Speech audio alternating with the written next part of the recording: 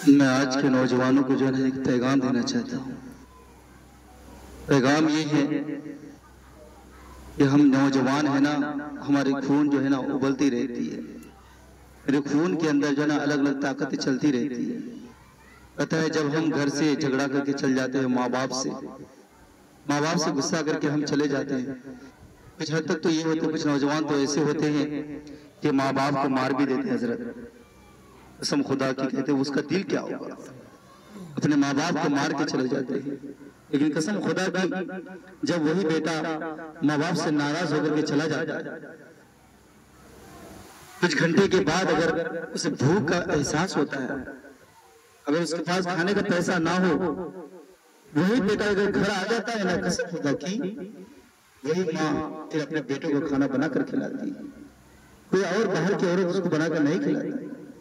तुम जिस माँ को तुम मार कर गए हो, जिस माँ से तुम झगड़ा करके गए हो, तुम्हें वही माँ फिर दोबारा खाना खिलाती है। वो माँ इतनी मोहब्बत करती है, इतनी मोहब्बत करती है, तुम्हें एहसास भी नहीं हो सकता। माँ की मोहब्बत का कोई मिसाल नहीं है। इसलिए ऐसी मतलब माँ के कदमों के नीचे जन्नत का हुक्म नहीं दिया है। माँ के कदमों के नीचे जन्नत ऐसी नहीं मिलती है भाई। अल्लाह तबारक व तआला ने माँ को ना बहुत सारी सब्र दी है, बहुत सारी सब्र दी है। इसलिए माँ जो है ना बेटे के दर्द को नहीं बर्दाश्त कर पाती। तो बाहर की औरत तुमसे बहुत मोहब्बत करती होगी, तुम्हारे दोस्त की अम्मी और बाकी दिगर खवातीन तुमसे मोहब्बत करती होगी, लेकिन जब ये स्थिति तुम्हारे साथ होगा, कसम खुदा की कोई औरत तुम्हें नहीं देखेगी, अगर देखेगी तो तुम्हारी माँ ही देखेगी। तो माँ वो ऐसी हस्ती है जिसका कोई मिसाल नहीं है। तो शायर फरमाते हैं ना कि माँ से बढ़कर कोई नाम क्या होगा, उस नाम का हमसे एहतराम क्या होगा, और जिसके पैरों के नीचे जन्नत, उसके सर का मकाम का हाल क्या होगा। आपने कभी समझने की कोशिश की?